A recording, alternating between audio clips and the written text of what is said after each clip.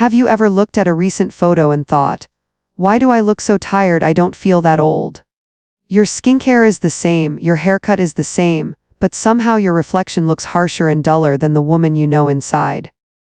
Very often the problem isn't your face at all, it's your hair color fighting against your skin as it changes with age. That's exactly why I made this video. As a stylist who works with women over 50 every day, I see the same color mistakes adding 5-10 years in an instant. In this video, we'll break down 5 hair colors that can age you overnight, and what to choose instead so your skin looks brighter, your eyes look clearer, and you actually recognize yourself again. Stay with me to the end for a simple salon cheat sheet you can screenshot and bring straight to your colorist. Now, let's start with mistake number 1: jet black, flat hair that once felt elegant and dramatic but is now quietly working against you. Do you still hold on to jet black hair because you believe it makes you look younger and more powerful, yet people keep saying you look a little harsh or tired? If that sounds like you, the problem probably isn't your face. It's the contrast between your hair and your skin now that you're over 50. As we age, our skin naturally softens. It loses some pigment and luminosity, and the areas around the eyes and mouth become more delicate.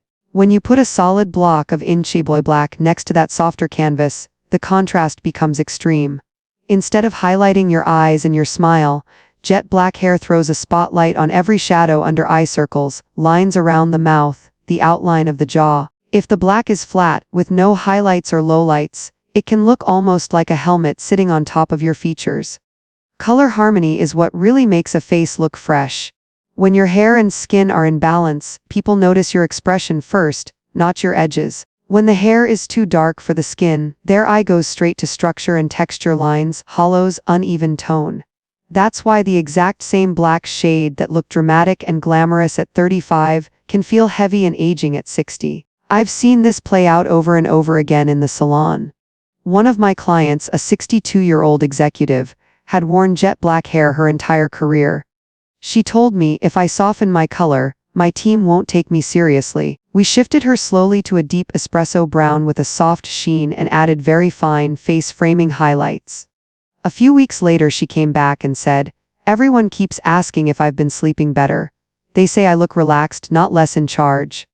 Another woman joked, "I thought I needed filler, I just needed a different color." If you're starting to suspect that black might be working against you, you don't have to jump straight to light hair. Often, dropping just 1 or 2 levels is enough. For warm undertones your veins look more green than blue, gold jewelry flatters you ask for espresso, chocolate brown, or rich chestnut with the slightest caramel or honey reflect. For cooler undertones veins more blue or purple, silver looks best, request a neutral or slightly cool deep brown with shine, not a flat charcoal. Technique is just as important as the shade. Ask your colorist for very fine highlights or lowlights around the face so the color has dimension. Those tiny ribbons of light act like a built-in soft filter, bouncing brightness onto your cheekbones and eyes. You don't need obvious streaks, you just need your hair to catch the light instead of absorbing it. Once your hair softens, your styling can support that change. All black outfits from head to toe may suddenly feel too severe. Try pairing your deeper brown hair with white, cream, beige or navy near your face. Swap very gray beige lipsticks for a berry, rosewood or brick red. You'll notice that your features stand out again, not your hairline. So ask yourself honestly, are you keeping your jet black hair because it truly reflects the woman you are today, or because it's hard to let go of who you were 20 years ago? If moving to a deep, glossy brown could make you look more rested, approachable and quietly powerful, would you be willing to try it? Once you're open to softening that harsh black, the next step is to look at another common culprit, those ultra cool ash tones that seem chic on social media, but can quietly drain the warmth from mature skin. That's where we're headed next. Picture this: you're 58, you finally treat yourself to that cool ash blonde you've seen all over Instagram. In the salon chair, under bright lights, it looks incredibly chic and European. But when you get home, you catch your reflection in natural light and think, why do I look so pale? You start piling on foundation, blush, bronzer, lipstick just to feel like you have a pulse. If that sounds familiar, it's not that you suddenly aged overnight, it's the ash. Ash tones are gray-based and cool. By design, they mute warmth and soften intensity. On young, very vibrant skin, that smoky effect can look edgy. On mature skin, which has already lost some of its natural pink and golden tones, that same cool, muted color can pull the remaining life right out of your face. Instead of Nordic chic, your overall look starts to feel like someone turned the saturation down on your entire head. After 50, most women have less natural color in their cheeks and lips. The skin is a bit thinner, a bit more translucent, and it doesn't bounce light the way it used to. When you put a flat, gray-leaning blonde or smoky beige on top of that, everything blends together: hair, skin, background.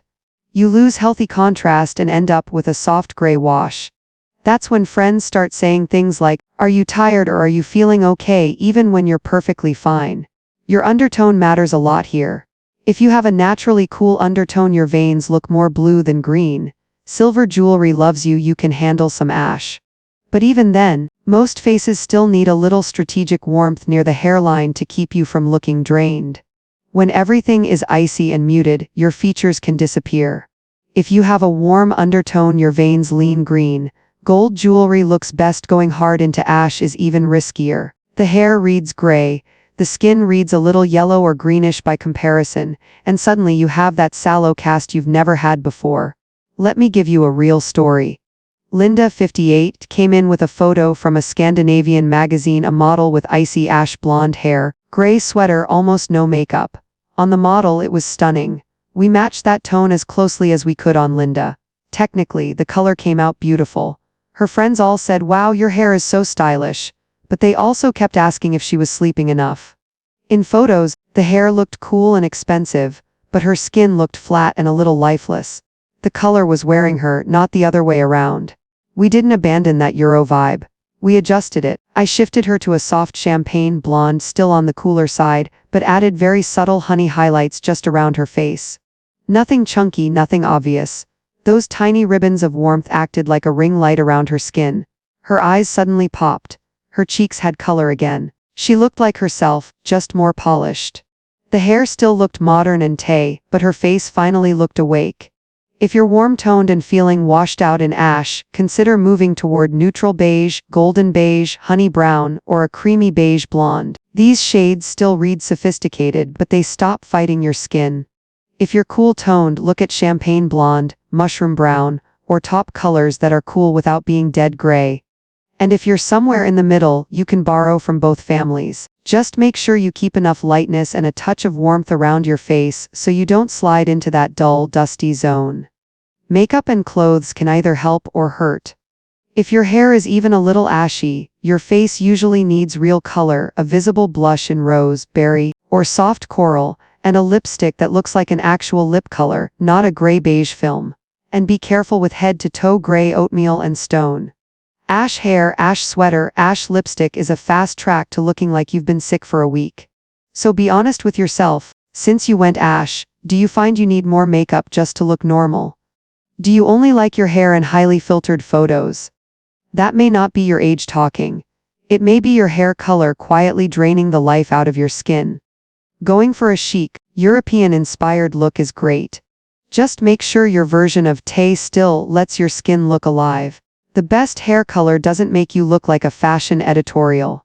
It makes you look like the most vibrant, confident version of you.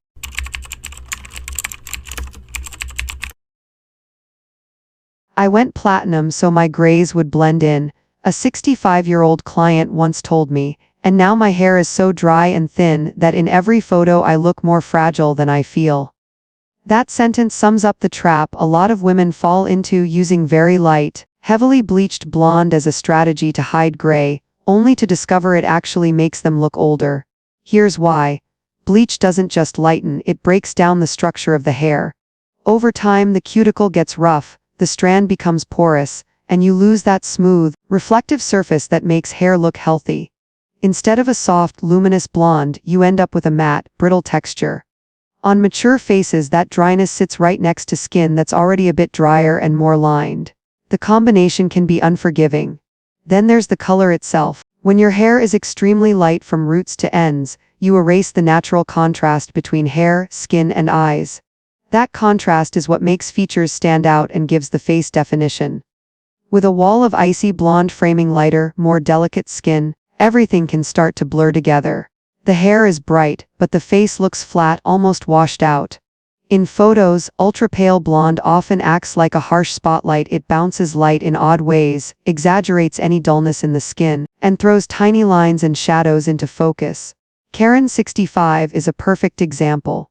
She loved the California beaky blonde look and bleached her hair every time her gray roots appeared. At first it felt fun and youthful. After a few years her hair was noticeably thinner, the ends snapped easily, and she found herself wearing it up most of the time just to hide the damage. She told me, "I'm trying so hard to look young, but the more I bleach, the more I feel like I'm advertising my age." We completely changed our approach. Instead of chasing that icy platinum, we softened her into a buttery, cream blonde with caramel lowlights.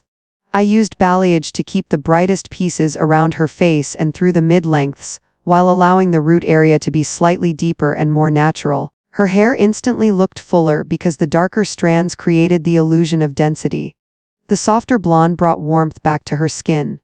Her gray regrowth no longer created a harsh line, it melted into the dimensional color. If you recognize yourself in Karen, you don't have to give up blonde. You just have to choose a smarter version of it. For fair, cool skin, champagne blonde or a cool vanilla with top lowlights keeps things bright without going into chalky white. For warm or neutral skin, buttery blonde, honey cream, or a soft golden blonde will flatter your undertone and bring life back to your face. The key is depth and variation, a mix of slightly lighter and slightly deeper blondes instead of one flat platinum from scalp to ends. Care is non-negotiable. Once you stop over-bleaching, invest in deep conditioning masks, lightweight oils and heat protectant every single time you style. Healthy hair holds color better, reflects light more beautifully, and automatically looks more youthful. Pair your softer blonde with colors that support it: white, soft beige, navy, and denim near your face, plus lipstick in peach, soft pink, or rose to create a gentle soft glow effect. The real lesson is this: using heavy bleach to hide gray is not always the clever shortcut it seems. Sometimes backing off 1 or 2 levels of brightness gives you 10 steps forward in elegance and vitality. Ask yourself honestly, if you toned your blonde down just a bit and added some lowlights, would you look more like yourself again? Or are you clinging to ultra-pale hair as a kind of security blanket, even though it's no longer doing you any favors?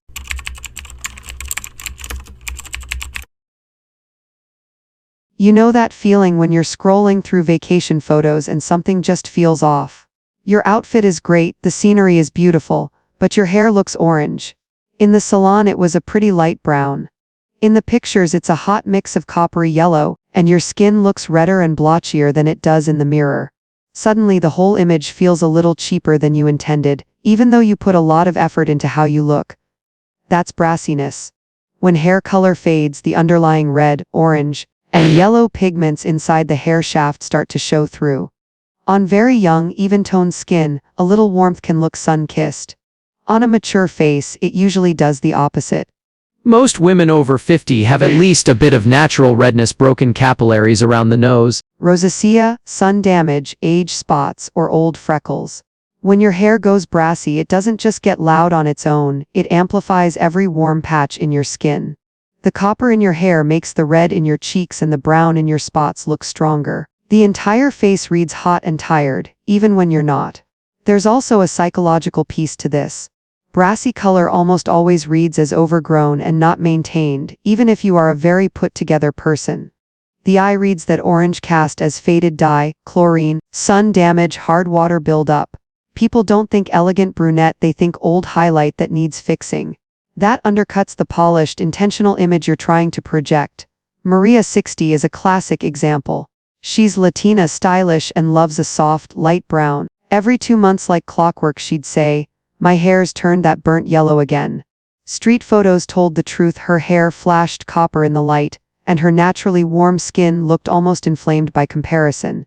In summer, with heat and sun, the effect was even stronger. She felt like her hair was working against her no matter how nice the cut or the clothes.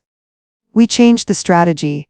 First, we moved her base shade into a more neutral caramel, still warm, but not screaming orange. Then, every few weeks, we applied a cool toner to quietly cancel out unwanted brass and restore a salon-fresh finish. At home, I put her on a rotation: purple shampoo when the yellow crept in, blue shampoo when it leaned more orange, always followed by a good conditioner. We also talked about basics she'd never been told: wearing a hat in strong sun, rinsing after swimming, not blasting her hair with high heat every single day. After a few months, her color stopped yo-yoing. Her hair held a rich, expensive-looking brown, and her skin suddenly looked calmer and smoother beside it. If you're fighting brassiness, there are 3 levels of defense. In the salon, put glosses and toners on your calendar. The way you schedule facials every 4 to 6 weeks is ideal if you're prone to going orange. At home, learn your tools. Purple shampoo neutralizes yellow, blue shampoo neutralizes orange.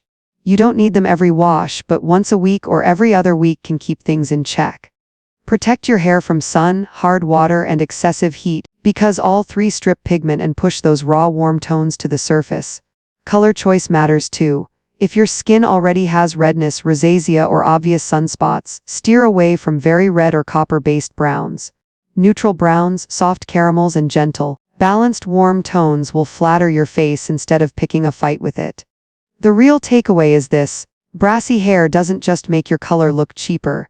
It makes your skin look older and more stressed than it really is. You may be doing everything right for your face and still letting your hair undo that work. So ask yourself honestly, are you taking care of your color with the same intention you give your skincare? Or do you walk out of the salon and basically leave it up to time and luck? A few small changes in how you manage brass can completely change how fresh and refined you look in every photo.